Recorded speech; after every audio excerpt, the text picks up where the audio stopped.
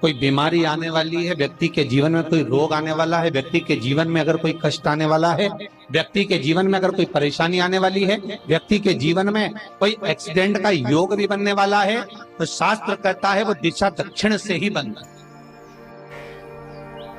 ये दक्षिण जो दिशा है ये यम की दिशा। यहां संपूर्ण परिवार के साथ यमराज अपने आनंद में निवास करते हैं। पूरे घर में वास्तु के हिसाब से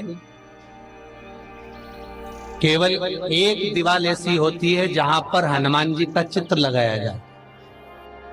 चाहे तुम पर्वत उठाने वाला चित्र लगाओ हनुमान जी का, चाहे बैठे हुए लगाओ, चाहे रामायण पढ़ने वाला लगाओ, चाहे लंका दहन करने वाला लगाओ, चाहे राम नाम जपने वाला लगाओ, चाहे लक्ष्मण को संजीवनी देने वाला लगाओ, चाहे मौन मुद्रा में लगा दो, चाहे स्तुति में लगा दो, चाहे भजन में लगा दो। हनुमान जी का कोई भी चित्र रखा है तो ना पूरब में लगेगा, ना पश्चिम में लगेगा, ना दक्षिण में लगेगा। हनुमान जी का अगर चित्र लगता है तो उत्तर की दीवार में दक्षिण को देखते हुए लगता है।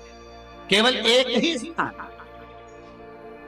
जैसे पूर्वजों के चित्र को, पितरों के चित्र को, गए हुए हमारे जीवों के चित्र को दक्षिण में विराजमान किया जाता है, उसी तरह हनुमान को उत्तर में विराजमान कर कर दृष्टि दक्षिण में कर दी। घर में हनुमान जी के जितने फोटो होते हैं उसको केवल दक्षिण दिशा में लगा और उत्तर दिशा में लगा बिठाते थे, और दक्षिण की ओर उनकी दृष्टि होना चाहिए, दक्षिण की ओर उनका मुख होना चाहिए। और जब हमारे घर में, हम ये नहीं करें कि आप हनुमान जी का फोटो लगाओ, हम ये भी नहीं करें, आपके घर में हो और आपने अगर विराजमान कर कर रखा है किसी दिशा में, तो हमारा तो निवेदन रहेगा, अभी तक आपने अगर जैसा रखा पर एक बार दिशा बदल कर देखना कि रोग, बीमारी, कष्ट, दुख, तकलीफ में आपको लाभ मिला कि ना। हनुमान जी ने केवल दक्षिण दिशा की ओर अगर मुख कर कर हमने विराजमान कर दिया, फोटो ही विराजमान किया। हम ये नहीं कहेंगे आपसे कि आप बाजार से फोटो खरीद के लाओ फिर लगाओ, नहीं, आपके घर में हो तो आप लगा दें, आपके घर में हो तो विराजमान। अच्छा, कितनी विपरीतता है वो भी आप जरा जानिएगा महाराज, कि शंकर भगवान के ऊपर जो जल चढ़ाया जाता है उसकी जलाधारी उत्तर में जाती है महाराज। भगवान शिव का जो जल जा रहा है वो उत्तर की ओर है, और हनुमान जी को उत्तर में विराजमान कर कर मुख दक्षिण की ओर कर दिया। क्यों? प्रबल दिशाओं में उत्तर और दक्षिण महाराज, ये जो दो दिशाएं, इनको साधने के लिए कोई देवता आगे नहीं है। अगर इन दिशाओं को कोई साधने वाला है तो केवल एक देवाधिदेव महादेव ही हो सकता। काल का हरण करने वाला वो महाकाल ही हो सकता। शंकर का ही एक अवतार है हनुमान जी महाराज, रुद्र अवतार महाराज। हनुमान जी से कहा तुम दक्षिण की ओर दिशा पर संभालिए, शिव जी कहते हैं मेरा जल जब उत्तर की ओर जाएगा तो इस दिशा को मैं संभाल, चिंता ना करिए। जो स्मरण करने वाला होता है, भजन करने वाला होता है, कीर्तन करने वाला होता है, नाम जाप करने वाला होता है, उसका भी शास्त्र विधान कहता है,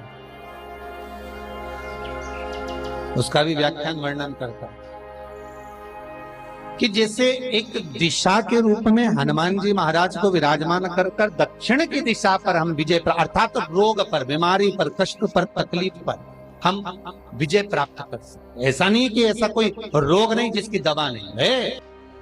तो जैसे दक्षिण का जो स्वामी तत्व है, दक्षिण पर जो दृष्टि देने वाला श्री हनुमान जी महाराज हैं, इसलिए हनुमान जी को उत्तर की दीवार पर विराजमान कर कर उनका मुख दक्षिण की ओर रखा जाता है।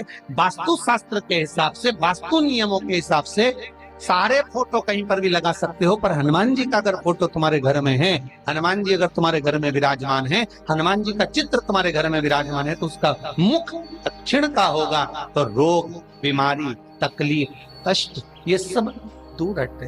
फिर निवेदन करूंगा, घर से निकलने से पहले एक बार आपके घर में जो मंदिर हो, घर में जो देवालय हो, पूजावाड़ी हो, जो घर के अंदर भगवान का मंदिर भले बड़ा हो, छोटा हो, इतना सा हो, इतना सा हो, पर निवेदन करूंगा आपके घर के मंदिर में अगर शिवलिंग है, आपके घर के मंदिर में अगर भगवान है, तो निवेदन करूंगा कहीं पर जाने से पहले व्यापार व्यवसाय नौकरी धंधा पानी जहां जाओ उससे पहले अपने घर के मंदिर में एक बार भले छोटा हो बड़ा हो वहां जाकर एक बार भगवान से ये जरूर कहना भोलेनाथ कि तू मेरा है मैं तेरा हूँ। बस इतनी कृपा करना विश्वनाथ कि दुनिया के आगे हाथ न जोड़ना पड़े, मैं तेरे आगे तेरे चरणों में पड़ा रहूं। इतनी कृपा करना भोलेनाथ कि जगत कुछ भी कहे पर मैं तेरा सदा का नाम, तू मेरा मैं तेरे, बस इतनी कृपा कर। बाबा निभा देगा। शंकर पर अगर विश्वास है तो शंकर निभा देगा। बहुत ऊंचा नहीं है वो कहीं बहुत ऊंचाई पर नहीं रहता। यही कैलाश पर, यही शमशान में, इसी भूमंडल पर, इसी पृथ्वी पर मेरा शिव रहता। बाजार से आओ, घर से दुकान से आओ, फिर बाबा के पास जाओ, फिर भोलेनाथ के सामने, फिर अपने मंदिर में सोने से पहले फिर विनती करना मैं तेरा तू। घर